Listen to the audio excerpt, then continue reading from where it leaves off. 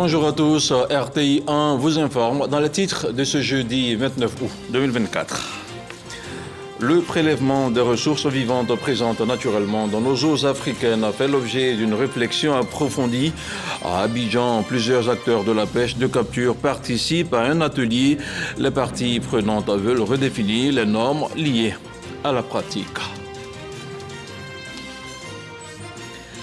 C'est une alternative à la lutte contre le gaspillage alimentaire. À Londres, plusieurs bénévoles ont décidé de donner un sens à leur vie.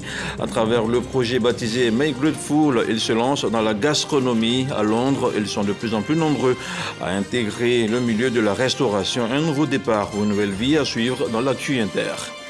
Et puis au Niger, le président renversé Mohamed Bazoum a été entendu mercredi matin. Une audition dans le cadre de l'enquête préliminaire dans sa résidence par un groupe de 3 gendarmes. Pour rappel, la Cour d'État avait levé son immunité afin de pouvoir le juger pour haute trahison. Voilà pour les titres. Merci de regarder RTI 1. Plusieurs acteurs majeurs du domaine de la pêche du golfe de Guinée sont à Abidjan. Ils participent à un atelier sur la pêche de capture, une activité réputée dangereuse pour nos ressources en eau profonde. Les professionnels du domaine planchent surtout sur les conditions de travail dans le secteur. Les précisions de Dangui Dangui.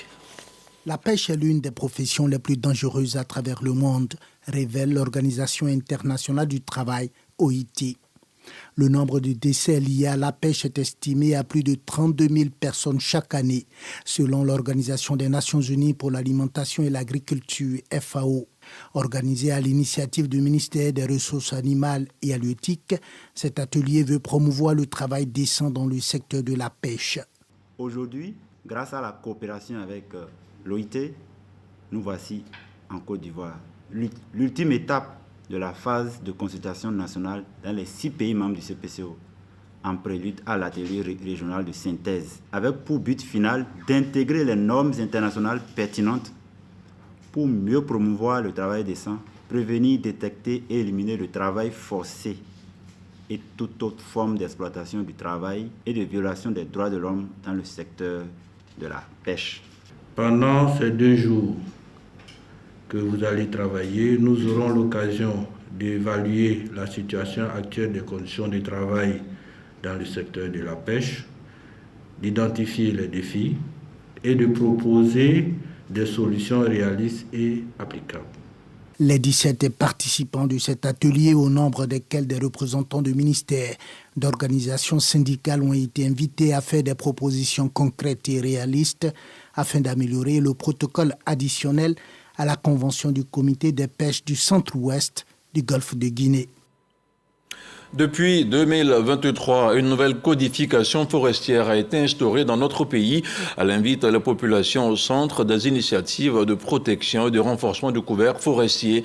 Sur le nouveau code, plusieurs acteurs du processus forestier, des responsables et directeurs régionaux sont en formation. L'initiative du ministère des Eaux et Forêts soutenue par le GIZ, le reportage de Franck Quadio. 2 jours pour assimiler les normes techniques des exploitations forestières. Le contexte, en mai 2023, l'autorité de tutelle confirme un arrêté portant approbation de ces normes et pour mettre véritablement en œuvre celles-ci, un renforcement de capacité est nécessaire. Il concerne l'ensemble des acteurs impliqués dans la filière forêt-bois. L'activité de ce jour implique les principaux responsables de services et des régions. L'activité d'exploitation forestière est une activité qui obéit à un certain nombre de principes. Depuis les travaux d'identification sur le terrain, la prise en compte des aspects d'échanges avec les communautés pour garantir les intérêts dans la gestion forestière. De plus en plus, M. le ministre invite ces communautés à s'investir dans le reboisement et donc ces communautés ont aussi une part active dans l'exploitation des ressources forestières et donc toutes ces dispositions ont été mieux encadrées avec la prise du nouveau code forestier. Et donc c'est dans ce cadre qu'il était important de les vulgariser. Un renforcement de capacité et des bénéficiaires qui s'engagent comme ambassadeurs de cette action forestière qui se veut inclusive. Il nous appartient, nous, administration forestière, de faire l'arbitrage au niveau de toute activité forestière.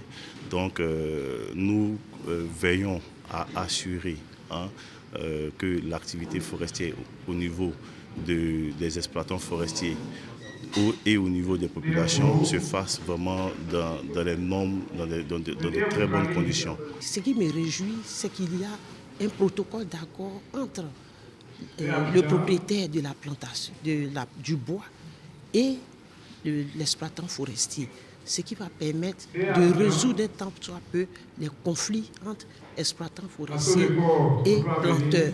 Et ça va beaucoup nous aider parce que ça va nous permettre de faire comprendre réellement aux planteurs qu'il y a un mot à dire. À la clôture des travaux, Moussa Dogoni, chef de cabinet représentant le ministre Laurent Tchagba, met donc ses collaborateurs en mission pour une bonne pratique des acquis de cette formation dont la prochaine session sera consacrée au secteur privé. Et nous prenons maintenant la direction du nord du pays. À Korogo, des équipements agricoles innovants ont été remis au groupement de producteurs des régions du Poro et de la Bagoué. L'action s'inscrit dans le cadre du projet de développement de la chaîne de valeur du riz. C'est un don du Centre d'excellence régional contre la faim et la malnutrition, le CERFAM, et du PAM, le Programme alimentaire mondial. Boubacar Silla, Charles Tatou. Les producteurs agricoles des régions du Poro et de la Bagoué, bénéficiaires du projet de développement de la chaîne de valeur du riz en Côte d'Ivoire, n'auront plus trop de difficultés de perte post-récolte. Les coopératives et groupements des acteurs de la filière riz viennent d'être dotés d'un bâtiment meublé d'équipements de récolte et de transformation de riz. C'est un don du Programme alimentaire mondial, PAM Côte d'Ivoire, en collaboration avec le Centre d'excellence régional contre la faim et la malnutrition, avec l'appui financier de la Fondation Bill et Melinda Gates. La remise de cet édifice agricole réalisé à Korogo marque une étape cruciale dans la mise en œuvre du dit projet. Le don permettra aux bénéficiaires de renforcer leur capacité de production. Ces équipements représentent l'espoir d'un avenir meilleur pour les acteurs de la filière du riz et une avancée technologique concrète vers l'autosuffisance alimentaire en Côte d'Ivoire. À la semence, nous n'avons pas de problème parce que le riz est bien conservé et les formations qui ont eu lieu ont considérablement amélioré le rendement. Les autorités administratives exhortent les bénéficiaires à une utilisation à bon escient du matériel reçu. Les projets en cours dans notre région sont porteurs d'espoir et de progrès. Je vous invite tous à vous engager pleinement dans ces initiatives pour qu'ensemble, nous puissions transformer notre région et faire du riz ivoirien une référence. Dans le cadre du projet de développement de la chaîne de valeur du riz au nord de la Côte d'Ivoire, les équipements offerts sont des moulins combinés de décortiquage, des motoculteurs, des batteuses et des décortiqueuses. Dans la cacaoculture, la lutte biologique contre les ravageurs et les maladies marque un tournant décisif. Le programme va permettre d'améliorer la production du cacao en Côte d'Ivoire. En toile de fond, il s'agit d'intégrer le marron ivoirien aux nouvelles normes internationales. Espérance Kisoki, Malika Koulibaly. La cacaoculture subit 30 à 40% de pertes de production et de dégradation de la qualité des fruits. L'une des causes est l'invasion de cacaoyers à tous les stades de son développement par des insectes nuisibles. Le projet d'amélioration de la production de cacao en Côte d'Ivoire, grâce à la lutte biologique contre les ravageurs et les maladies, propose des solutions à ce fléau. Ce projet, piloté par l'université Félix Houphouët-Boigny en partenariat avec le réseau ivoirien de commerce équitable RIS, est financé par Share Interest Foundation. Tout le monde sait que la Côte d'Ivoire est le premier producteur de cacao au niveau mondial. Alors, si les insectes ravageurs posent des dégâts dans nos plantations et qu'aujourd'hui la réglementation européenne tend à supprimer la plupart des pesticides de synthèse, alors il faut pouvoir prendre cela à bras le corps et développer des pesticides, des biopesticides pour pouvoir remplacer ces pesticides de synthèse afin d'avoir un cacao durable. Comme mentionné, il s'agit d'un projet pilote et le biopesticide sera testé sur un échantillon de 200 exploitations cacaoyères issues de 4 coopératives réparties dans les zones agroécologiques du pays. Selon l'ICRAF, la cacaoculture constitue le plus important pilier du secteur agricole en Côte d'Ivoire. Elle génère 10% du PIB et 40% des recettes d'exportation. Autre chose à présent, il se tiendra à Abidjan en octobre prochain un salon des marques et des licences. L'événement est préparé par la Chambre de commerce et d'industrie de Côte d'Ivoire. Le forum permettra aux entreprises de découvrir de nouvelles opportunités d'affaires dans le domaine des licences de marques. Les précisions de Dangui Nagui. Produits, marques, licences. La stratégie des licences de marque, un levier de croissance et de pérennité des entreprises africaines. C'est avec ce thème que le Forum sur les licences de marque 2024, qui a eu lieu récemment à la Chambre de commerce et d'industrie de Côte d'Ivoire, a mis en relief les enjeux et les opportunités relatives aux questions de produits, de marques et de licences. Les marques, c'est bien plus qu'un simple nom ou un logo. C'est l'expression d'une identité, d'une histoire, d'un savoir-faire. C'est aussi un gage de qualité, de confiance et de valeur ajoutée. En développant nos marques, nous renforçons notre compétitivité sur les marchés locaux et internationaux. Elles sont des leviers stratégiques qui permettent aux entreprises de se démarquer, d'innover et de se développer sur les marchés locaux et internationaux.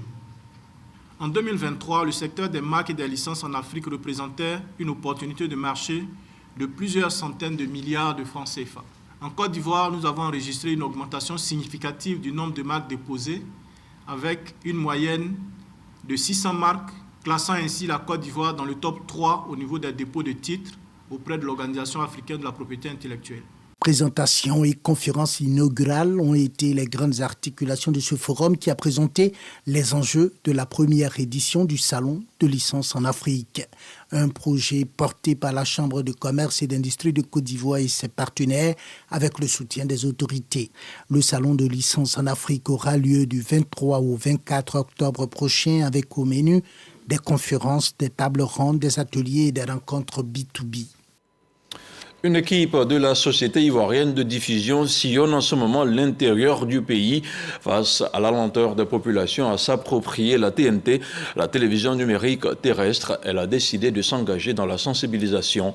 À Agboville, elle a visité des leaders communautaires et des représentants de l'administration publique. Le constat de Walter Amadou Ouattara. La famille Kwame, résidant dans le quartier Saint-Brignon d'Agboville, fait partie des ménages de cette commune qui ont recours à la télévision numérique terrestre, TNT, pour s'informer et se divertir au niveau des médias audiovisuels. Un jour, j'ai vu les agents de TNT faire la promotion de l'antenne TNT. J'ai acheté l'antenne et je suis venu en placer. Alors donc depuis lors, c'est avec ça que je suis. L'image est propre, quand il pleut, les enfants se plaignent là-bas, puis sur les chaînes, ça gratte. Ils viennent dans mon salon pour suivre les émissions.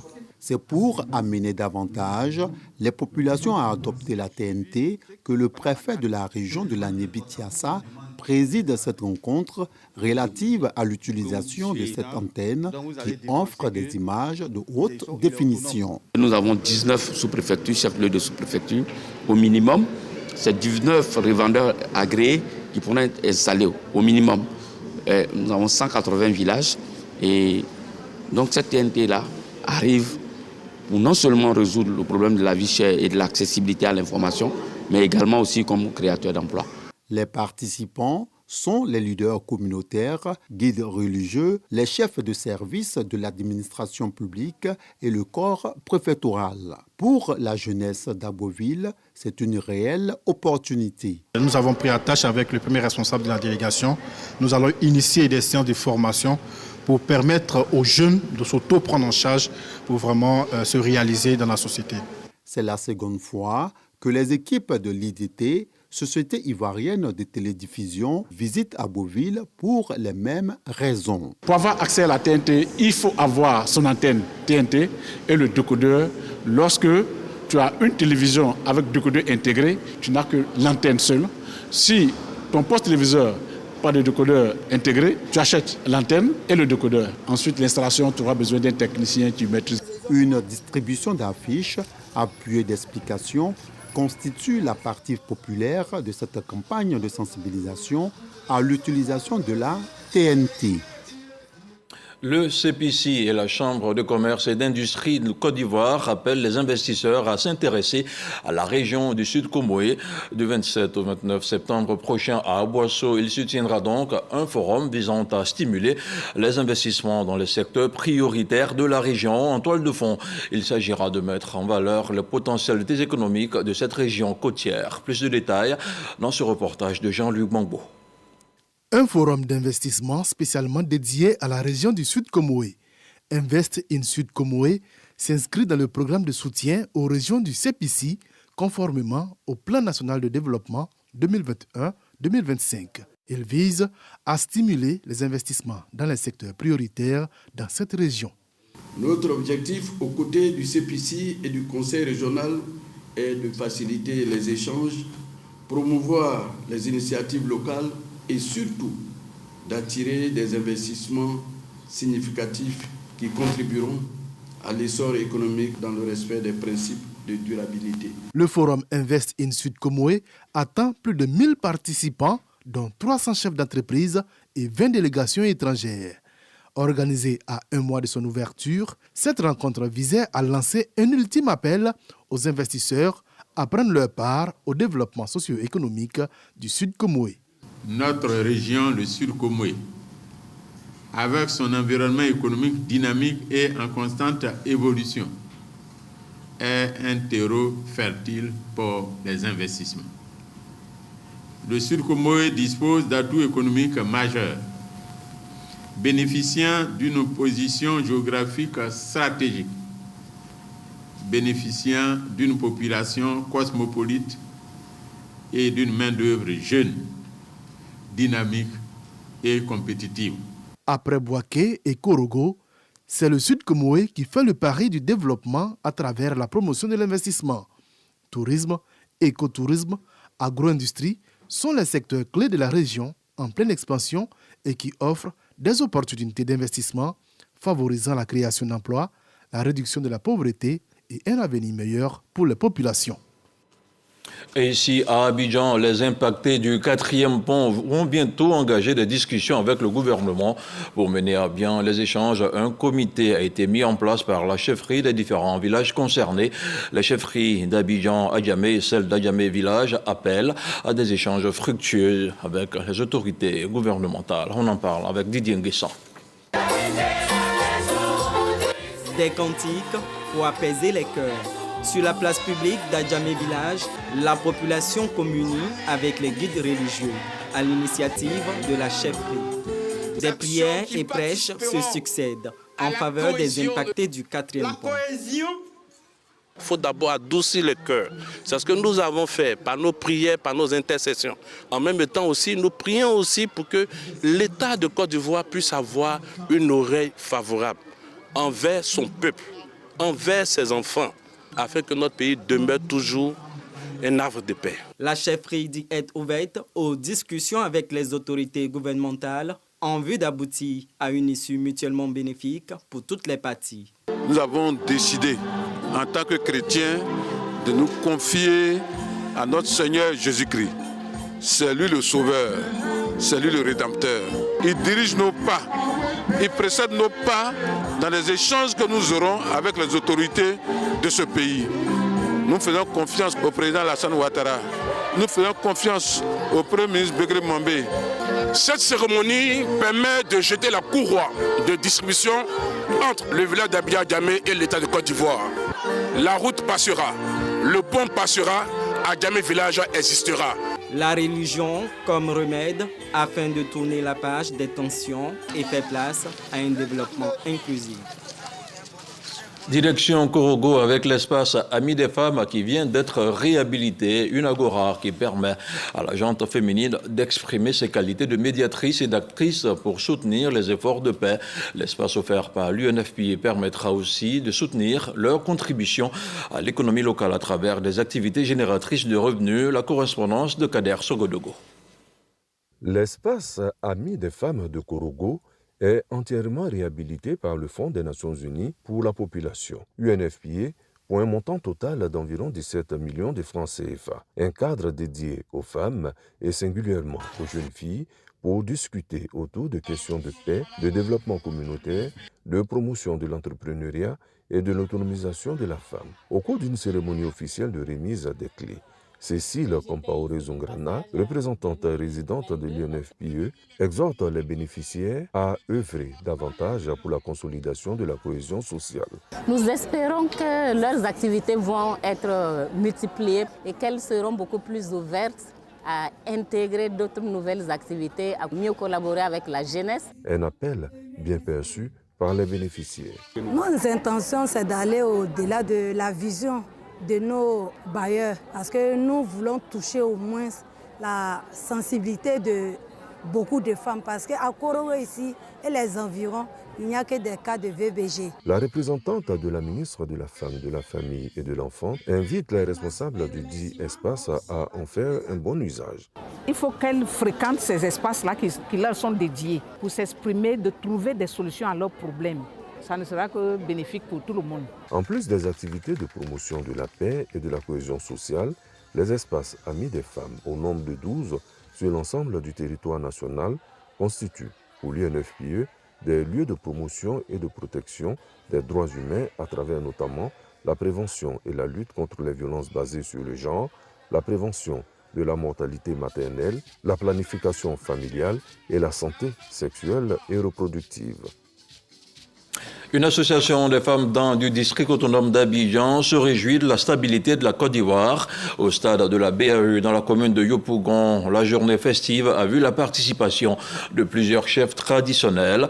Une journée de célébration marquée également par la présence des autorités administratives de la commune de Yopougon. Constat Kokora, Moussa Konaté.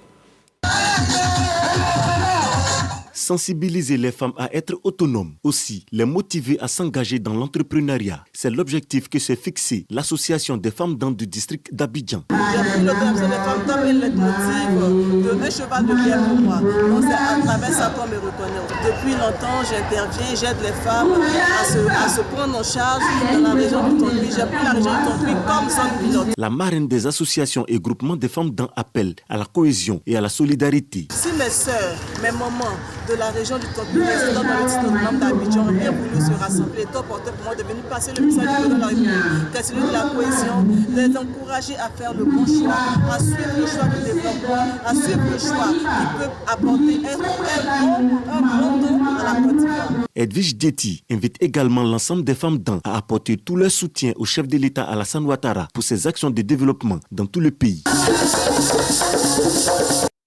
Yamoussoukro recevait aussi une plaque tournante de la culture. La capitale politique ivoirienne a accueilli récemment la première édition du festival itinérant de la musique ivoirienne.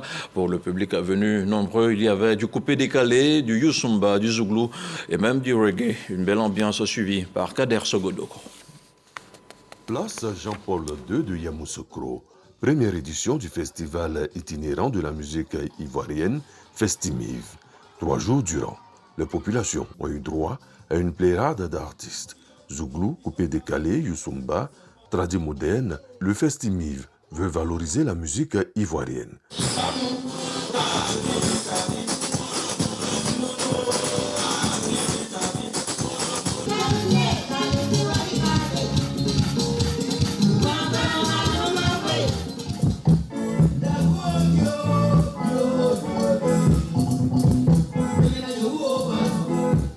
Faire le développement par la musique consiste d'abord à faire connaître la culture ivoirienne et par cette culture permettre le développement. Connaître les différents contextes musicaux des différentes régions de la Côte d'Ivoire, faire la promotion et permettre aux artistes de ces différentes régions de pouvoir vivre de leur musique. Sur scène, de nombreux artistes ont communié avec leur public.